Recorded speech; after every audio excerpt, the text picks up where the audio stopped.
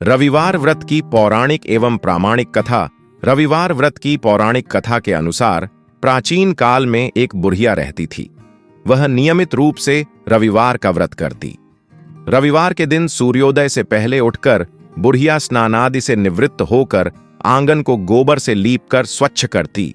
उसके बाद सूर्य भगवान की पूजा करते हुए रविवार व्रत कथा सुनकर सूर्य भगवान का भोग लगाकर दिन में एक समय भोजन करती। सूर्य भगवान की अनुकंपा से बुढ़िया को किसी प्रकार की चिंता एवं कष्ट नहीं था। धीरे धीरे उसका घर धन धान्य से भर रहा था। उस बुढ़िया को सुखी होते देख उसकी पड़ोसन उससे जलने लगी। बुढ़िया ने कोई गाय नहीं पाल रखी थी, अतः वह अपनी पड़ोसन के आंगन में बंधी गाय का गोबर लाती थी। पड़ोसन ने कुछ सोचकर अपनी गाय को घर के भीतर बांध दिया। रविवार को गोबर न मिलने से बुढ़िया अपना आंगन नहीं लीप सकी।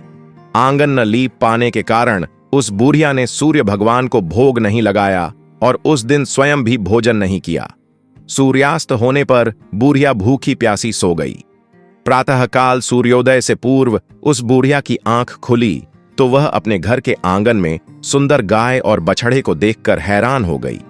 गाय को आंगन में बांधकर उसने जल्दी से उसे चारा लाकर खिलाया। पड़ोसन ने उस बुढ़िया के आंगन में बंधी सुंदर गाय और बछड़े को देखा तो वह उससे और अधिक जलने लगी। तभी गाय ने सोने का गोबर किया। गोबर को देखते ही पड़ोसन की आंखें फट गईं। पड़ोसन ने उस बुढ़िया को आसपास न पाकर तुरंत उस गोबर को उठाया और अपने घर ले गई तथा अपनी गाय का गोबर वहां रखाई। सोने के गोबर से पड़ोसन कुछ ही दिनों में धनवान हो गई। गाय प्रतिदिन सूर्योदय से पूर्व सोने का गोबर किया करती थी और बुढ़िया के उठने के पहले पड़ोसन उस गोबर को उठाकर ले जाती थी। बहुत दिनों तक बुढ़िया को सोने के गोबर के बारे में कुछ पता ही नहीं चला। बुढ़िया पहले की तरह हर रविवार को भगवान सूर्यदेव का व्रत करती रही और कथा सुनती रही।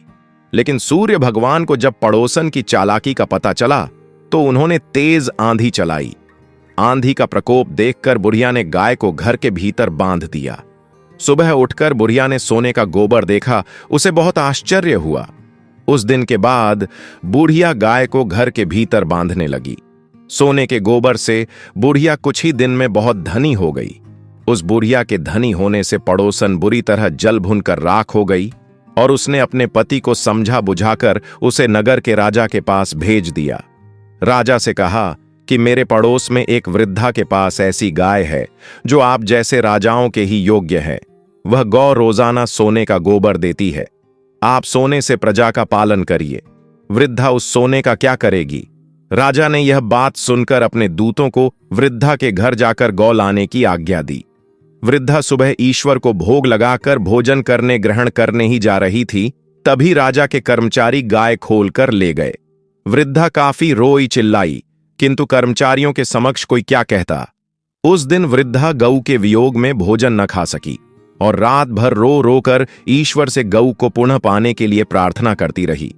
उधर राजा गऊ को देखकर बहुत प्रसन्न हुआ, लेकिन सुबह जैसे ही वह उठा सारा महल गोबर से भरा दिखाई देने लगा। राजा यह देख घबरा गया। भगवान ने रात्रि में राजा को स्वप्न में कहा कि हे राजा, गाय वृद्धा को लौटाने में ही तेरा भला है। उसके रविवार के व्रत से प्रसन्न होकर मैंने उसे गाय दी थी। प्रातः होते ही राजा ने वृद्धा को बुलाकर बहुत से धन के साथ सम्मान सहित गऊ बछड़ा लौटा दिया।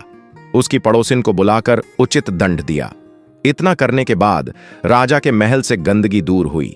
उसी दिन से राजा ने नगरवासियों को आदेश दिया कि राज्य की तथा अपनी समस्त मनोकामनाओं की पूर्ति के लिए रविवार का व्रत रखा करो। व्रत करने से नगर के लोग सुखी जीवन व्यतीत करने लगे। कोई भी बीमारी तथा प्रकृति का प्रकोप उस नगर पर नहीं होता था। सारी प्रजा सुख से रहने लगी।